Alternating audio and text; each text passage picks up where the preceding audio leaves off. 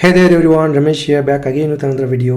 In this video, we'll take a look into a few important and frequently asked interview questions on Java 8 features. Well, it doesn't matter whether you are a fresher or experienced candidate, you will definitely get a few questions on Java 8 features in the interview. Right? So in this video, what we're going to do is we're going to discuss few frequently asked Java 8 interview questions and we'll try to answer them. Well, I try to answer these Java 8 interview questions with examples so that it will be easy for you to understand. Well, let's take a look into first question, that is, what are the new features were added in Java 8?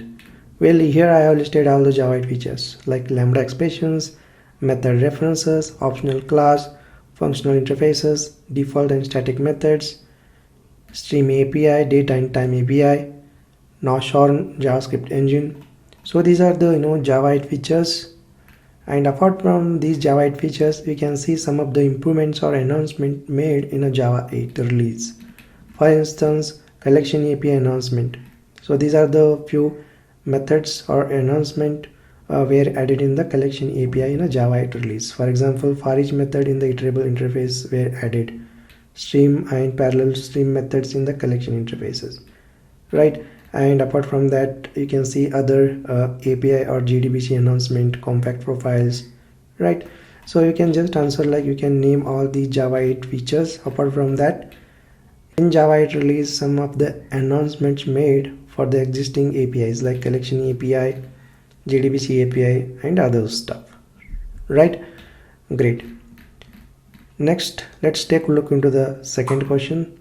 What is Lambda expression? Well, as you mention all the features, Java 8 features, then immediately you will get a question like, what is the Lambda expression? Well, the Lambda expression is simply a function without having any name. It can be used as a parameter in the function. So Lambda expression facilitates functional programming and simplifies the development a lot. Well, the main use of Lambda expression is to provide the implementation for functional interfaces. Let me demonstrate what is Lambda expression and when to use Lambda expression with an example so that it will be easy to remember it. Well, you can see the example over here.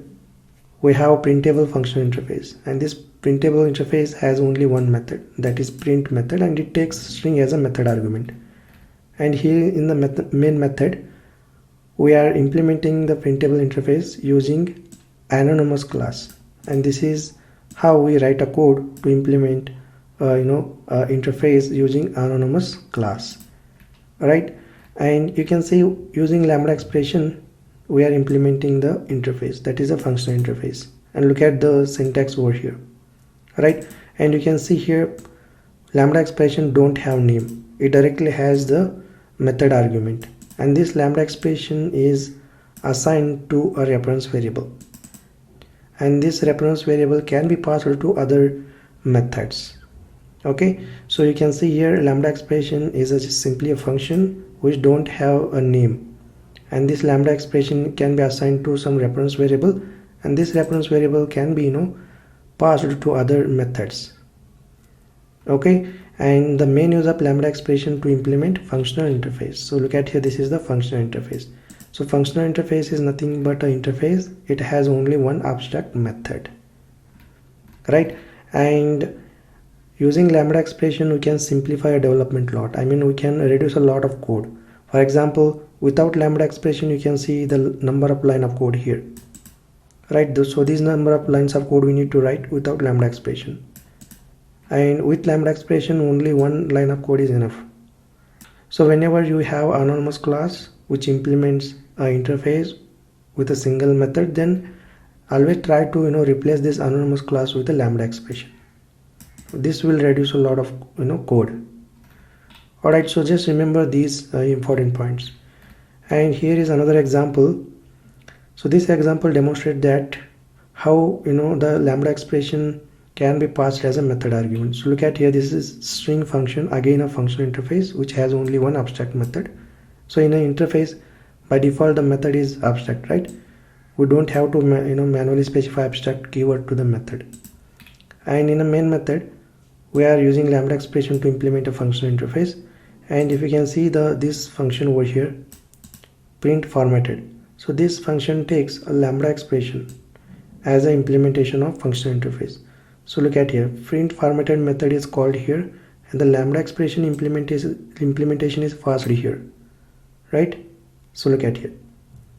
So lambda expression is assigned to some reference variable, and that reference variable again passed to this method as a method argument, and again this lambda expression is used here to just print the string. Okay, great. And one more example is we can pass a lambda expression as an argument to the constructor. So look at here we just implement the runnable functional interface using lambda expression, and that runnable interface again we pass it to thread class constructor. Right, so these are the few important points you need to mention while answering this question. Okay, lambda expression is simply a function without having any name. It can be even used as a parameter in the function. Lambda expression facilitates functional programming and simplifies a lot. And main use of lambda expression is to implement the functional interfaces. Right, and if possible, try to mention these examples. If you have paper and pen in your hand in interview, then make sure that you will provide some code snippet to demonstrate what is the lambda expression and what are the uses of lambda expression and all those stuff. Okay, great. So let's head over to the next question. Why use lambda expression? Well, these are the 4 important points you need to mention. The first point is lambda expression and other Java 8 features like Stream API, functional interfaces. So all these features facilitates functional programming. Lambda expression facilitates functional programming and simplifies the development lot. So if you can see the code snippet over here, without lambda expression we need to write this number of code, right? And with lambda expression in a single line of code we have done the job. So this will demonstrate that lambda expression simplifies, reduce the lot of code, isn't it? And the second use is to provide the implementation of Java 8 functional interface. So we have basically 2 options. Either we can use anonymous classes to implement functional interface, or lambda expression to implement functional interface. But lambda expression is more concise and it reduces a lot of code, so we use lambda expression to implement Java 8 functional interfaces. Next is a reduced line of code. So you can clearly see this example, how many line of number we have reduced over here. In a single line of code we have done a job of all these number of lines of code, right? So this is the third usage of lambda expression. And next is passing behavior to other methods. Well, lambda expressions enable you to encapsulate a single unit of behavior and pass it to the other code, for example to the methods or constructors. So you can see the code snippet over here. This is the functional interface, and here we are using lambda expression to implement this functional interface, and we are assigning this lambda expression to the reference variable, and we are passing this reference variable to the other method. Okay, other method is printed formatted method in this case, right? So lambda expression can be passed as a method argument. And also look at the code snippet over here. Lambda expression can be passed as a argument to the constructor. So here we have created a runnable implementation by using lambda expression, and then we are passing that lambda expression as a constructor to the constructor, that is thread class constructor, right? So remember these 4 important points. Okay, whenever you will get a question like why use lambda expression or what is the use of lambda expression, then try to mention these few points. Okay, great. Well, the next question is explain lambda expression syntax. So this question can be asked for especially fresher. Just interviewer want to check your knowledge on the lambda expression, right? Whether you are familiar with syntax or not, right? So here you can see the syntax argument list. Okay, so argument list can be empty or non-empty, right? And second argument is the arrow token, or we can say arrow symbol.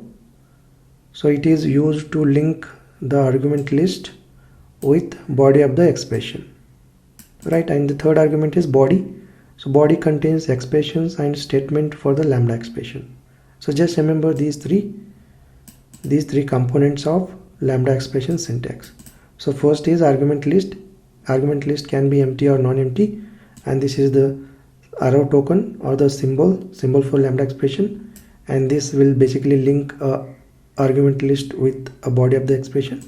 And the third argument is body. It contains the expressions and statements for lambda expression. So once you know the syntax, you can also give some examples. Well, here you can see this is the simple functional interface. Addable, it contains a method add. It takes two parameters, int a comma int b, and we use lambda expression to implement functional interface, right? And look at here, this is the code snippet, and look at here the syntax. We are using exact syntax to implement the lambda expression.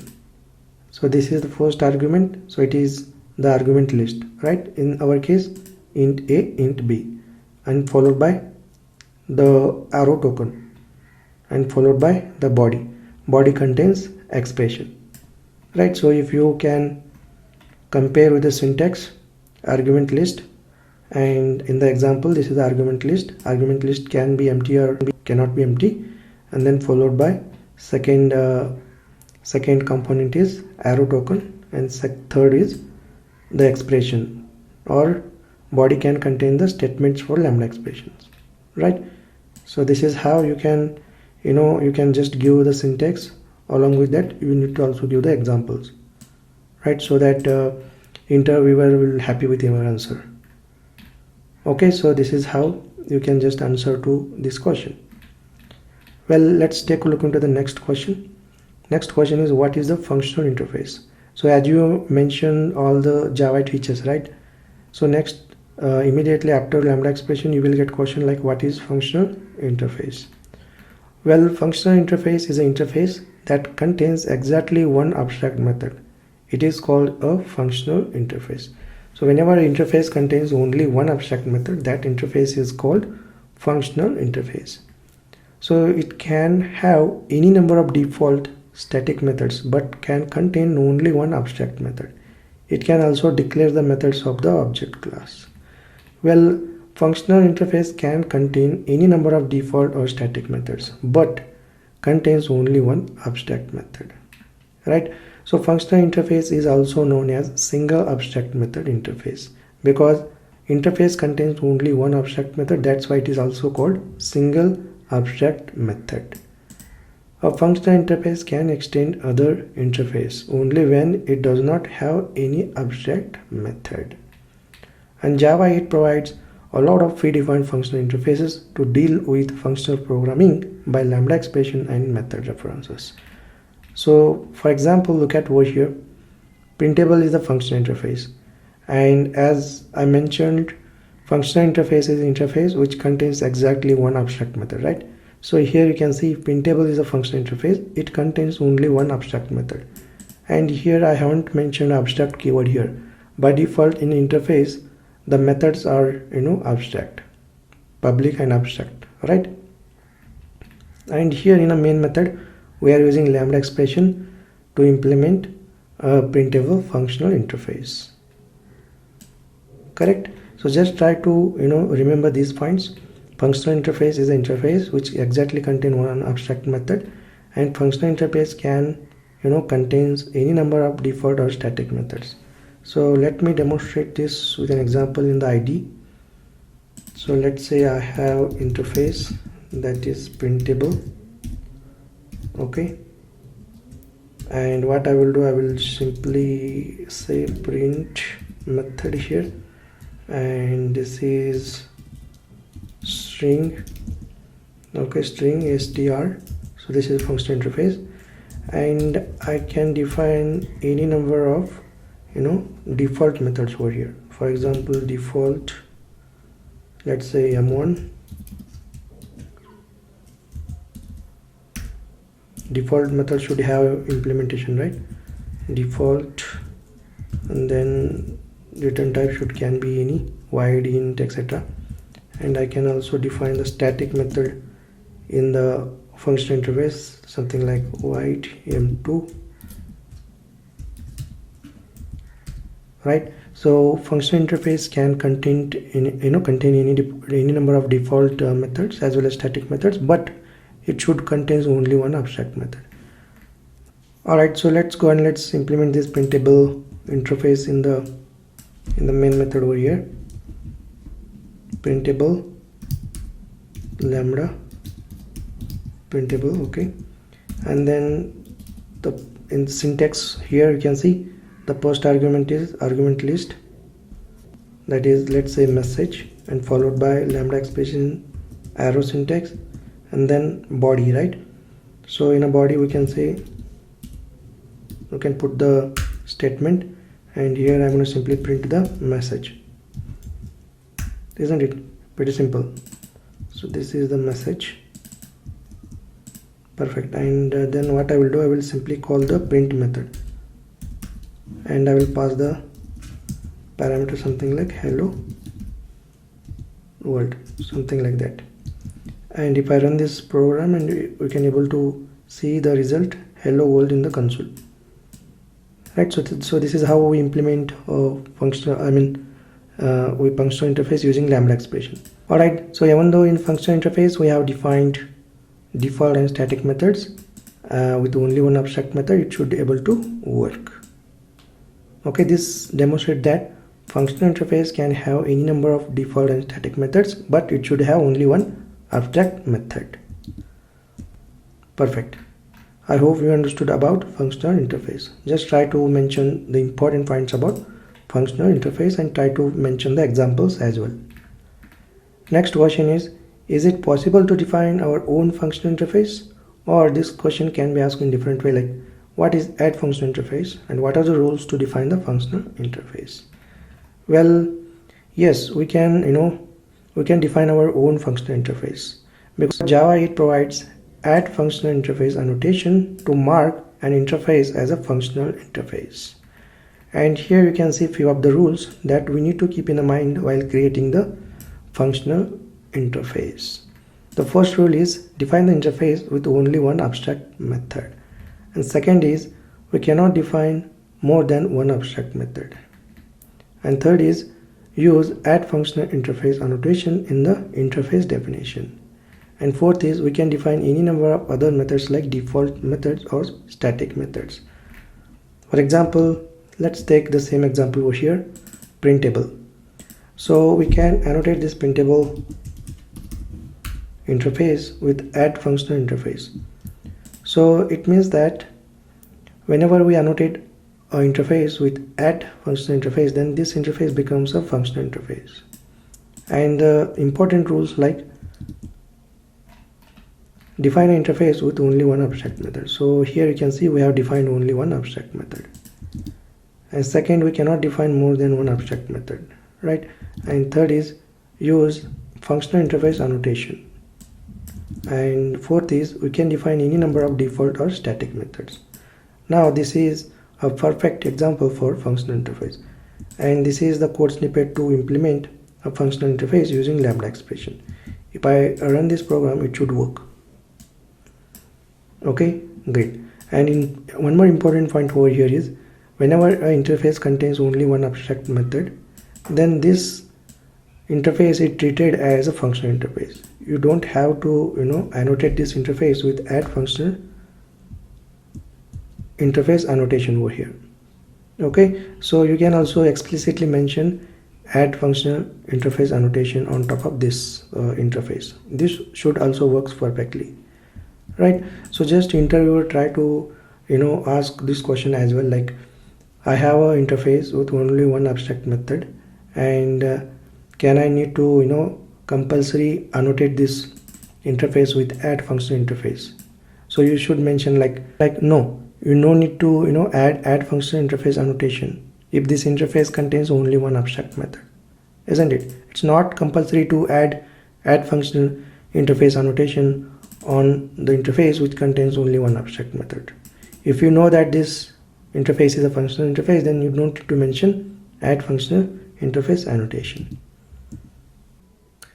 Let's take a look into the next question, that is name some of the functional interfaces in the standard library. Well, in Java 8 there are a lot of functional interfaces are introduced in java.util.function package, right? And here I have listed few of the commonly used functional interfaces like function, consumer, supplier, predicate, by function, binary operator, unary operator, runnable, callable, comparator, comparable. Well, these are the commonly used functional interfaces. But apart from these interfaces, you may find a lot of functional interfaces in java.util.function package. But try to mention as much as functional interfaces as possible in the interview, right? And these are the commonly used functional interfaces I have listed over here. So you can just go ahead and check out these functional interfaces, and you may get a question on particular functional interface like what is functional interface, and how we can implement functional interface by using Lambda expression. Can you write the small piece of code for that? Or what is consumer interface? Can you write a small piece of code to implement consumer functional interface using Lambda expression? So these are kind of questions you will get. So make sure that you will go through these important functional interfaces and try to use Lambda expression to implement these functional interfaces. Okay, just have a hands-on experience on them, right? And if you want to know more about these interfaces with examples, then go ahead and check out these respective tutorials. Okay, in order to answer this question, just try to mention all these commonly used functional interfaces. Okay, great. Let's take a look into the next question. Next question is, what is method reference? Well, method reference is used to refer a method of the functional interface. Well, it is a compact and easy form of Lambda expression. Each time when you are using Lambda expression to just referring a method, you can replace your Lambda expression with a method reference. So here you can see the one example over here. So this is the Lambda expression, and it is just referring to method toString. So whenever you find this kind of Lambda expression just to referring a method, you can simply replace this Lambda expression with a method reference like this, and the syntax like this. Here you need to use a double colon. Okay, so this is the one example for method reference. So whenever you have a Lambda expression to just referring a method, you can just replace your Lambda expression with method reference. So let's take a look into the next question. What are different kinds of method references? So basically there are 4 kinds of method references. Here you can see the table. Okay, so reference to static method. So this is the example. You need to use a class name followed by double colon, and then you need to call the static method. Okay, reference to instance method of a particular object. So you need to use object and then double colon, and then you need to call object of that method. Third is reference to instance method of arbitrary object of a particular type. You need to use the arbitrary object of the particular type here, and then followed by double colon, and then call the method. And reference to a constructor. So you need to, whenever you have object creation and whenever you have a constructor call, then you can use this syntax: class name followed by double colon, that is method reference, and then new. These are the 4 kinds of method references. So if you get a question like what are the different kinds of method references, so then make sure that you will mention all of these 4 and try to give an example or the syntax for them. Okay, and if you want to learn more about different kinds of method references, then go ahead and check out my separate tutorial. Well, the next question is, what is stream? How to create streams in Java? Well, stream is nothing but a sequence of objects from source such as collection, array, input output channel, etc. And stream basically supports aggregate operations. We use stream to filter, collect, print and convert from one data structure to another data structure, etc. And as we know that we use a collection and data structures to store the data, right? But stream does not store elements. It simply do some computational operations, right? For example, filtering, mapping, right, printing, converting from one data structure to another data structure. So these kind of computational operations we can do on stream, right? And stream is a functional in nature, so operations performed on stream do not modify its source. For example, let's say we create a stream from the collection. Collection is nothing but a source, right? and whatever the operations that we perform on stream, it cannot modify its source, that is collection. So here you can see few of the examples to how to create a stream in Java. Well, we can create an empty stream, and here is the code snippet. So we can use a empty method to create a empty stream, and here you can see this is the code snippet to create a stream from different collections. For example, collection, list, set. So this is the code snippet to create a stream from the collection, and this is the code snippet to create a stream from the list. Okay, we basically create the list, and list provides a stream method, so we can use a stream method to create a stream for this list. And similarly, collection provides a stream method, so we can create a stream from the collection by using stream method.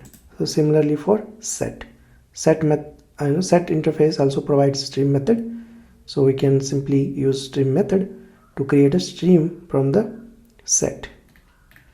Perfect. We can also create a stream from the arrays, so we can use array as a source for creating a stream. Okay, so this is the code snippet to create a stream from the source array, and here you can see this is the code snippet to create a stream object from the string using chars method. Alright, so these are the few examples that you need to take a note of it. So whenever you will get a question like what is stream and how to create streams in Java, so you can just mention these few important points, and also mention these few important examples. Alright, so let's take a look into the next question, that is what is difference between collection API and stream API. Well, collection API is available since Java 1.2 and stream API is introduced in Java 8, right? And collection API is used to store the data, but stream API is used to perform some computational operations, right? Like filtering, aggregation operation, mapping, converting from one data structure to another data structure, etc. Well, the next question is what is optional in Java 8? Well, optional is nothing but a class. It provides a lot of utility methods to check the null values, and you can immediately get a question like what are the advantages or what are the benefits using Java 8 optional class. You can mention these some of the advantages or benefits, like null checks are not required.